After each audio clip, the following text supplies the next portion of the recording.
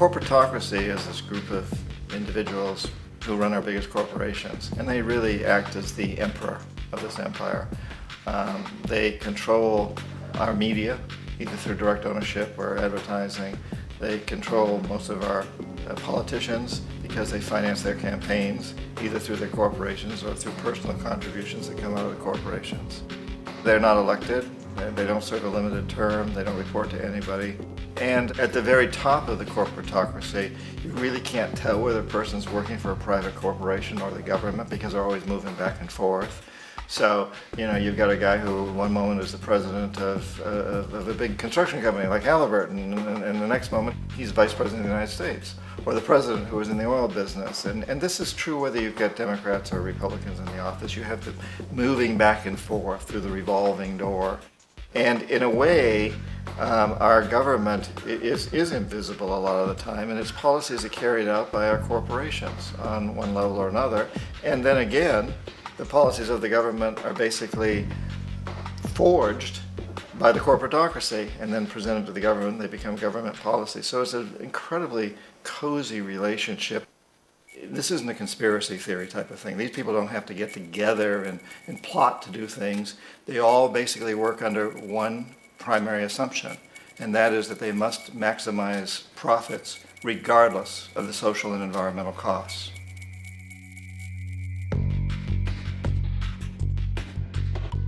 This process of manipulation by the corporatocracy through the use of debt, bribery, and political overthrow is called globalization. Just as the Federal Reserve keeps the American public in a position of indentured servitude through perpetual debt, inflation, and interest, the World Bank and IMF serve this role on a global scale. The basic scam is simple. Put a country in debt either by its own indiscretion or through corrupting the leader of that country, then impose conditionalities or structural adjustment policies, often consisting of the following. Currency devaluation.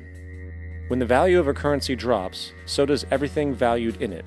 This makes indigenous resources available to predator countries at a fraction of their worth. Large funding cuts for social programs. These usually include education and healthcare, compromising the well-being and integrity of the society, leaving the public vulnerable to exploitation. Privatization of state-owned enterprises. This means that socially important systems can be purchased and regulated by foreign corporations for profit.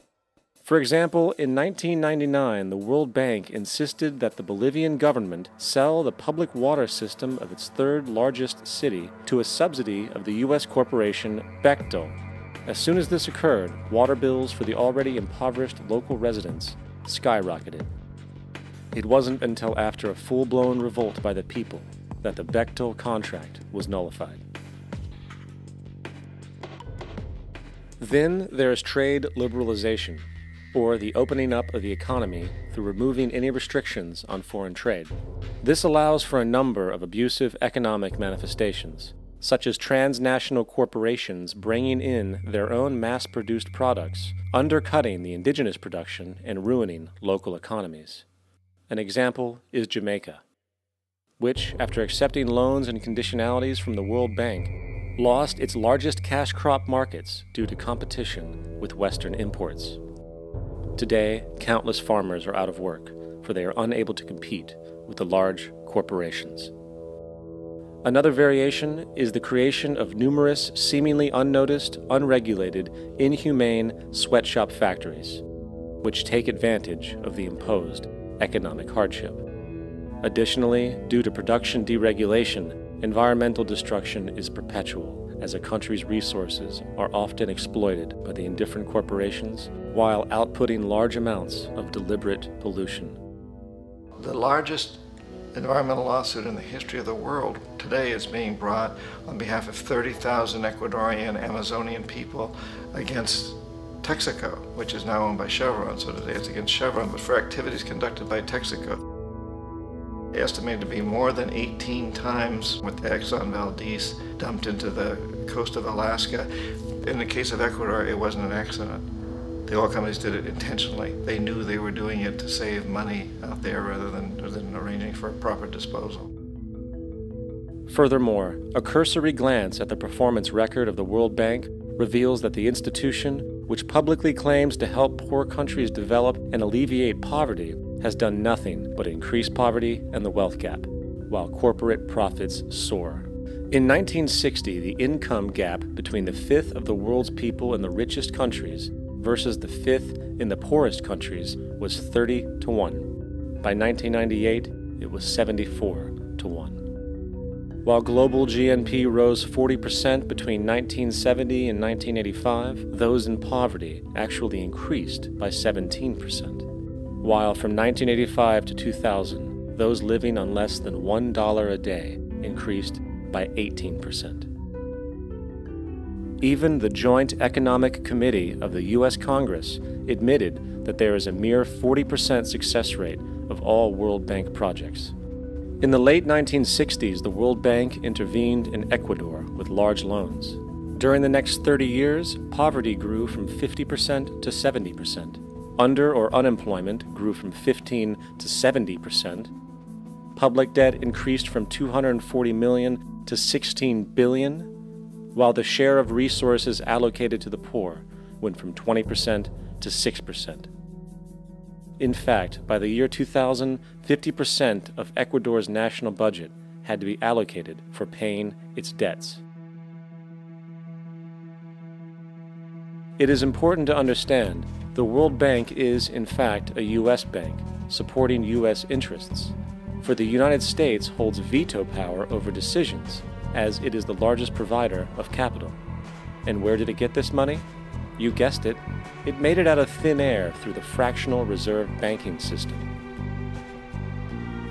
Of the world's top 100 economies, as based on annual GDP, 51 are corporations, and 47 of that 51 are U.S.-based.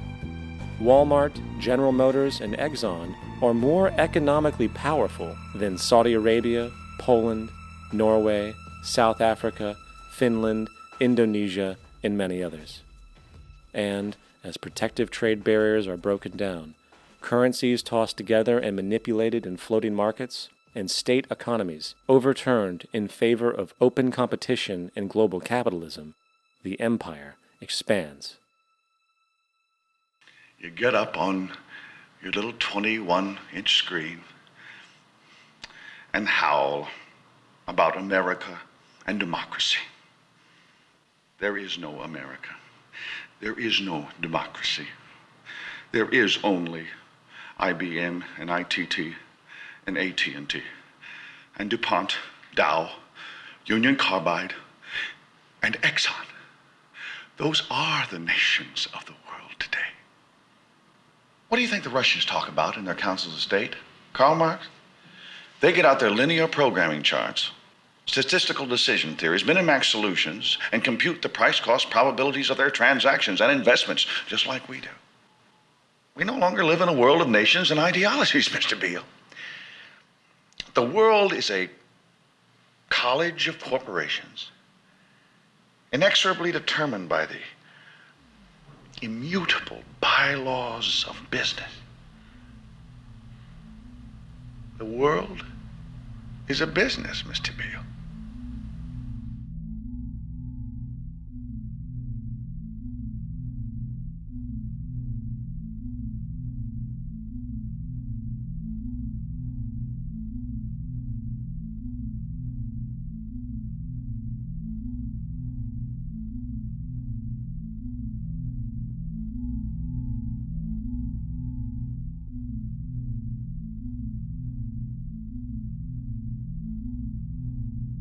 The world is being taken over by a handful of business powers who dominate the natural resources we need to live while controlling the money we need to obtain these resources. The end result will be world monopoly, based not on human life, but financial and corporate power. And as the inequality grows, naturally more and more people are becoming desperate. So the establishment was forced to come up with a new way to deal with anyone who challenges the system. So they gave birth to the terrorist.